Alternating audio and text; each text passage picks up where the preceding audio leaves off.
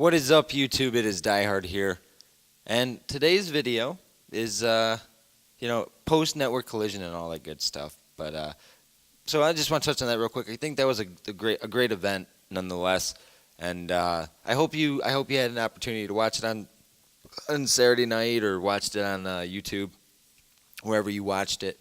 But this is a video to help. This isn't a video with me saying anything mean or hurtful. I'm trying to help by saying what I'm about to say. Okay?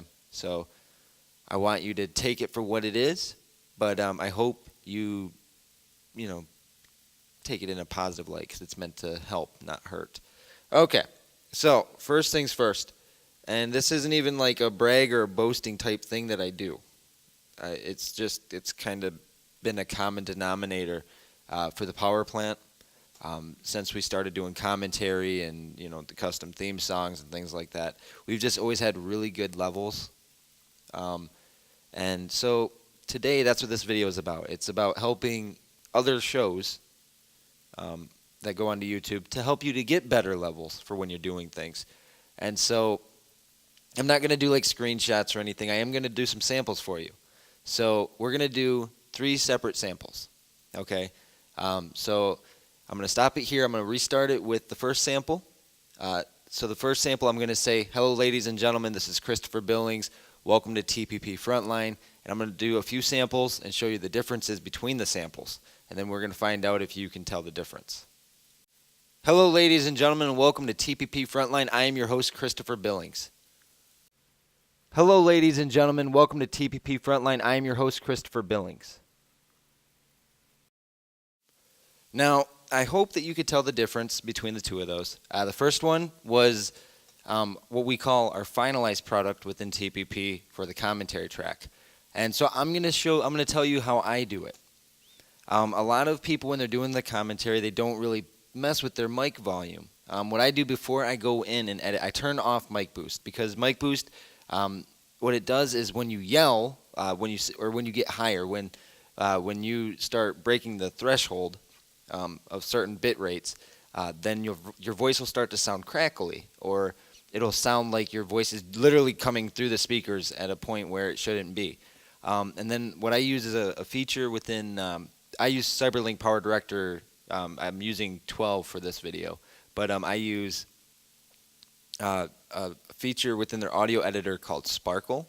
What that does is it'll amplify the sound, or it'll amplify the highs, add a little bit of lows, and it'll dip the mids. And so what that does is it gives you a pretty basic V shape, I guess, if you were looking at an equalizer. But then I also do a little bit of post-editing on commentary as well to clean it up, because you want your voice to sound clear and crisp.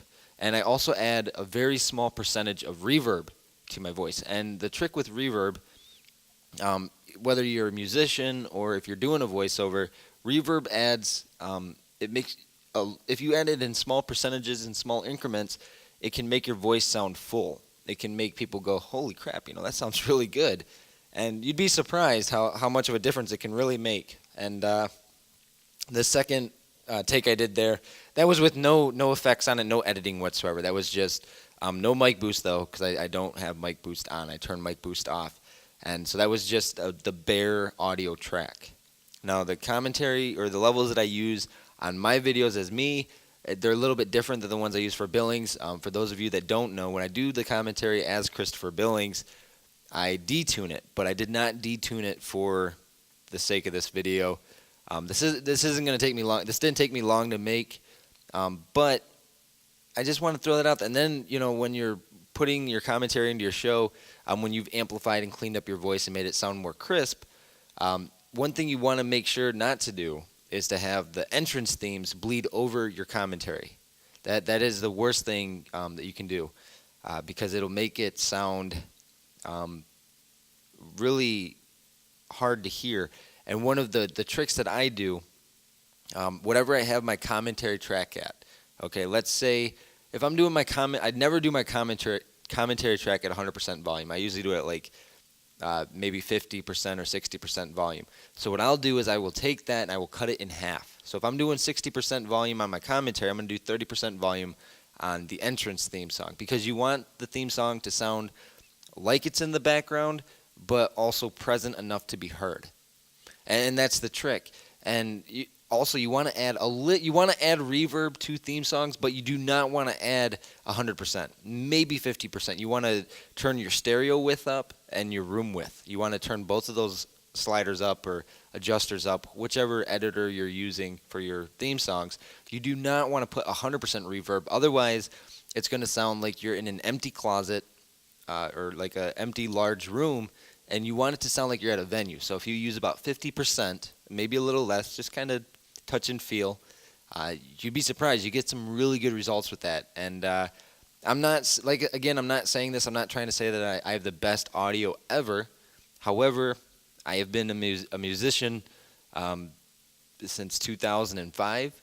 I think at this point, especially with my commentary and when I do voiceovers, I think my voice comes through relatively clear. I can usually go to any computer. My computer setup, I've got my mixer, I've got my subwoofer, my speakers, all that stuff. I can usually listen to any of my voiceovers on any computer and be able to compute or be able to process what I'm saying very clearly without the concern of, man, does that sound muffled?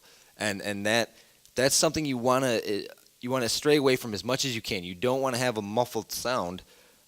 You don't want it to sound muddy. You want it to sound very crisp and clean when you're presenting yourself, especially if you're going to say that your show is HD, because HD audio is considered crisp and clean and clear, complete and clear, totally understandable. So I hope that this short video helped you out. The 2 timestamps for the test tracks were about 1 minute and 30 seconds in, maybe a little bit longer than that. So again, I hope this helped you out.